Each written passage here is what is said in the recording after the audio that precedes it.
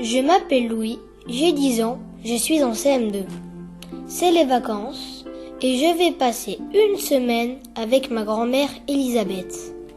Grand-mère Elisabeth, moi je l'appelle Mamie Lise. Et elle m'appelle Petit Louis.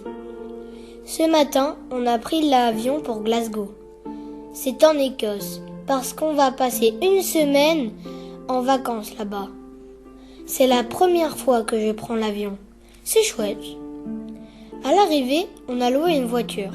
Super bizarre, on n'était pas sur le bon côté de la route. Mamie m'a expliqué que tout le monde fait comme ça ici, mais je n'ai pas bien compris pourquoi. Mamie Lise a tout bien organisé. Des visites de château, des randonnées et des jeux de société. Mais ici, il y a un truc pas terrible. Il pleut. Qu'est-ce qu'il pleut? Il pleut tout le temps. Le matin, on commence la journée par un breakfast. Œufs, bacon et pain grillé. Puis, départ pour la visite. C'est super trop génial. J'adore, on voit plein de trucs différents. J'apprends des tas de choses que je n'aurais pas aimé apprendre à l'école.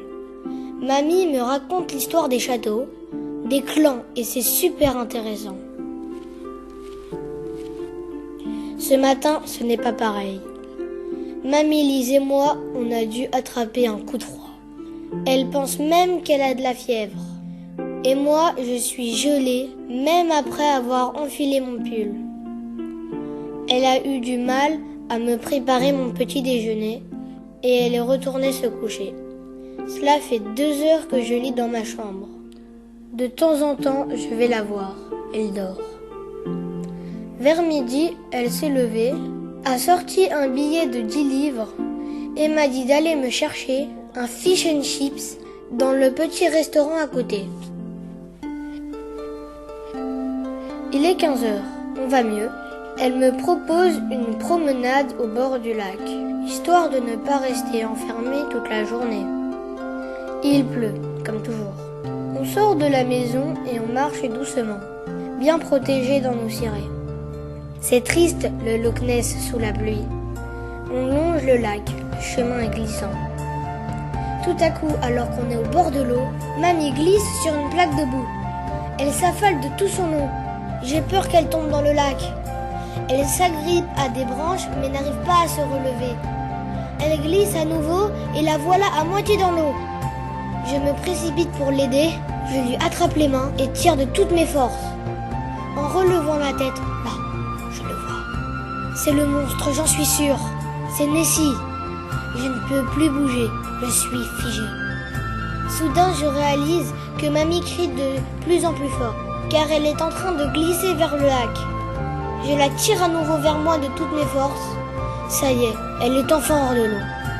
Elle réussit à se relever. Elle est sauvée. Il nous faut quelques minutes pour nous remettre de nos émotions. Et quand je regarde à nouveau vers le lac, il n'est plus là. Mamie ne l'a pas vu. Ça ne sert à rien de lui en parler. Elle ne me croira jamais. Mais j'en suis sûre, j'ai bien vu le monstre du Loch Ness. La nuit a passé, nous nous sentons mieux ce matin. On a oublié notre frayeur de la veille, mais moi, je n'oublie pas ce que j'ai vu. J'y ai pensé toute la soirée, j'en ai même rêvé. Mamie Lise m'a préparé un super breakfast et m'a expliqué tout ce qu'on allait faire aujourd'hui. On a terminé la semaine comme on l'avait commencé. Plein de choses à voir, plein de choses à faire. Dans l'avion du retour, je pense encore un peu à ce que j'ai vu sur le lac. Était-ce vraiment le monstre? Moi, j'ai envie d'y croire. C'est tellement formidable.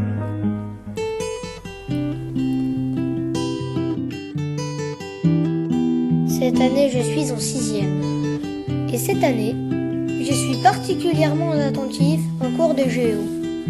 Je repense souvent à toutes ces journées que j'ai passées avec Mamie en Écosse. Et surtout, je repense à la chance que j'ai eue de voir Nessie. C'est pour ça que j'écoute mon prof de géo. C'est pour choisir le prochain voyage avec Mamie Lise. J'hésite entre les pyramides d'Égypte, où je pourrais voir le fantôme de Toutankhamon, et le Machu Picchu, où je pourrais croiser le dernier roi Anka. À moins qu'on aille voir le mont Saint-Michel.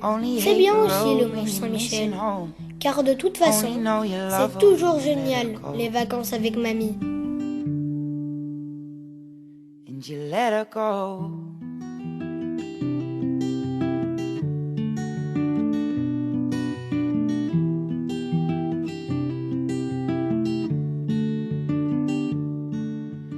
Staring at the bottom of your glass, hoping one day